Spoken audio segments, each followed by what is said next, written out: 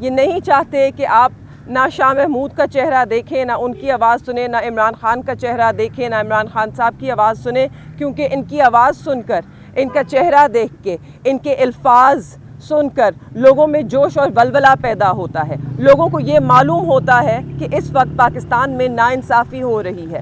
عمران خان اور شاہ محمود قریشی کو اگر آپ جیل میں رکھیں گے تو آپ ایک شفاف انتخاب نہیں کرا سکتے۔ آج بہت افسوس ہوا،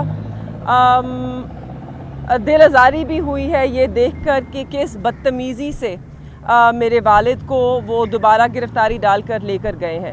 آپ سب موجود تھے، آپ نے بھی دیکھا ہے کہ جس وقت وہ رہا ہوئے ہیں، ابھی وہ جیل کی حدود کے اندر کھڑے تھے، وہ رہا ہو چکے تھے، ان کی دوبارہ گرفتاری نہیں ڈلی تھی۔ تو ایک آزاد آدمی کی حیثیت سے ان کا پورا حق بنتا تھا کہ وہ میڈیا سے گفتگو کرتے، اور انہوں نے یہی کوشش کی۔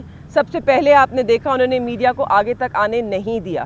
اس کے باوجود جب آپ لوگ پہنچے، ہم سب وہاں پہنچے، انہوں نے آپ لوگ سب سے بات کرنے کی کوشش کی، اور شروع کرنے سے پہلے انہوں نے یہی کہا کہ یہ آرڈرز ہیں، مجھے معلوم ہے یہ مجھے دوبارہ گرفتار کریں گے اور مجھے کوئی گلہ نہیں ہے، میں ان کے ساتھ ضرور جاؤں گا، مگر ابھی مجھے حق بنتا ہے کہ میں میڈیا سے گفتگو کر سکوں اور اپنا موقف پیش کر سکوں۔ وہ کوشش ہی کر رہے تھے یہ سب بتانے کی کہ یہ سپریم کورٹ کے جو آرڈرز ہیں ان کی نفی کرتے ہوئے انہوں نے ان کو ایک اور MPO3 کے تحت ڈیٹین کیا ہے اور دوبارہ لے کے جا رہے ہیں۔ تو آپ نے دیکھا کہ کیونکہ وہ بات کر رہے تھے اور یہ نہیں چاہتے کہ آپ نہ شاہ محمود کا چہرہ دیکھیں، نہ ان کی آواز سنیں، نہ عمران خان کا چہرہ دیکھیں، نہ عمران خان صاحب کی آواز سنیں، کیونکہ ان کی آواز سن کر، ان کا چہرہ دیکھ کے، ان کے الفاظ سن کر لوگوں میں جوش اور ولولہ پیدا ہوتا ہے۔ لوگوں کو یہ معلوم ہوتا ہے کہ اس وقت پاکستان میں ناانصافی ہو رہی ہے۔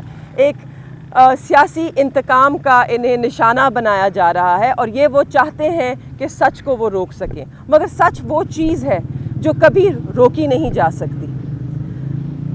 تو میں صرف یہی کہنا چاہوں گی کہ مجھے بہت افسوس ہے، اور اس بات کا اور بھی افسوس ہے کہ کس طرح اس وقت جو ہمارا عدالتی نظام ہے، جو ہمارے قانون عدالتوں کے احکامات ہیں، ان کا مذاق کس طرح اڑایا جا رہا ہے۔ یہ وہی 3 MPO کا آرڈر ہے جس کے اندر انہیں 9 مئی کے بعد 2 دفعہ گرفتار کیا گیا، اور جب ان کو رہائی ملی اس لیے ملی تھی کہ ہائی کورٹ نے یہ آرڈر دیا تھا کہ دوبارہ اس MPO کے تحت ان کیسز میں انہیں گرفتار نہ کیا جائے۔ آج اس آرڈر کی نفی کرتے ہوئے انہوں نے دوبارہ یہ آرڈر جاری کیا ہے اور دوبارہ انہیں گرفتار کیا ہے، اور ایک بہت ہی بدتمیز طریقے سے گرفتار کیا ہے۔ میرے والد ایک ایسے شخص ہیں جنہوں نے نہ کبھی کسی سے بدتمیزی کی ہے، نہ کبھی سخت رویہ رکھا ہے، آپ سب اس بات کے گواہ ہیں۔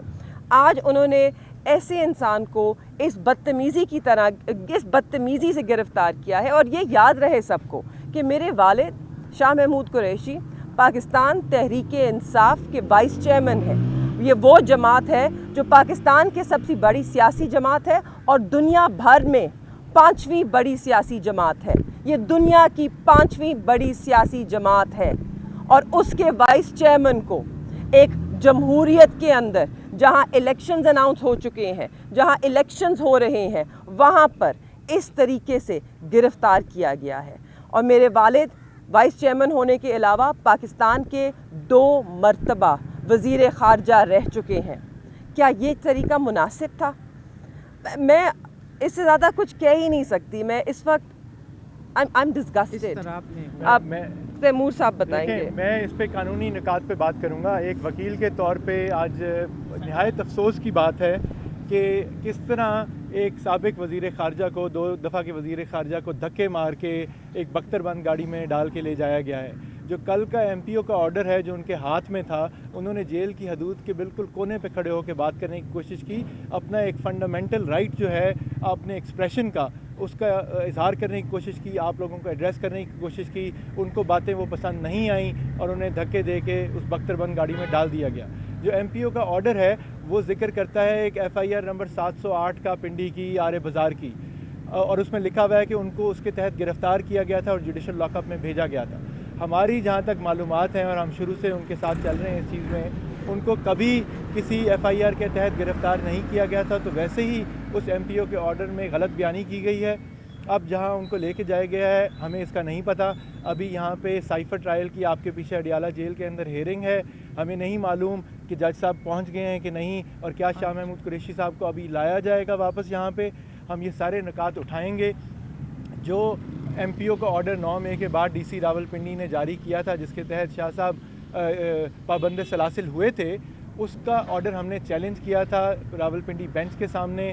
جسٹس عبدالعزیز صاحب نے بڑا مفصل اس کے اوپر آرڈر جاری کیا تھا، اور اس میں یہ بھی لکھا تھا کہ آپ جو گزرے ہوئے واقعات ہیں ان کے اوپر بار بار MPO ایشو کر کے اسی معاملے کے اوپر آپ گرفتاری نہیں ڈال سکتے اور دوبارہ کسی MPO کے تحت ان کو بند نہ کیا جائے۔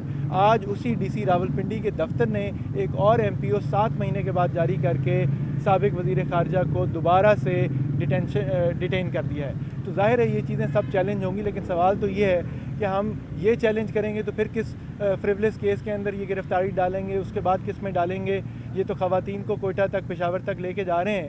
تو یہ افسوس کی بات ہے کہ سیاسی انتقامی کارروائیوں کی وجہ سے آئین و قانون کی بھی دھجیاں اڑائی جا رہی ہیں، اور ہم اس چیز کو مکمل پیسفل پرامن طریقے سے اپنی قانونی جدوجہد جاری رکھیں گے۔ میں صرف ایک چیز اس میں ایڈ کرنا چاہتی ہوں۔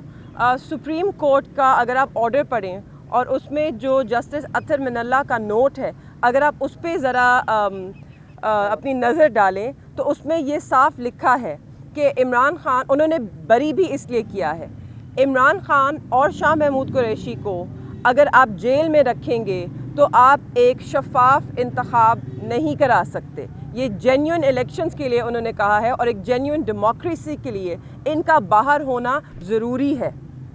تو اس وقت اس ملک میں نہ کہ صرف ایک ہائی کورٹ، مگر پاکستان کا جو سب سے اول کورٹ ہے، سپریم کورٹ آف پاکستان، ان کے جسٹس اطہر من اللہ کا لکھا ہوا لفظ، اس کی بھی یہ قدر نہیں کر رہے۔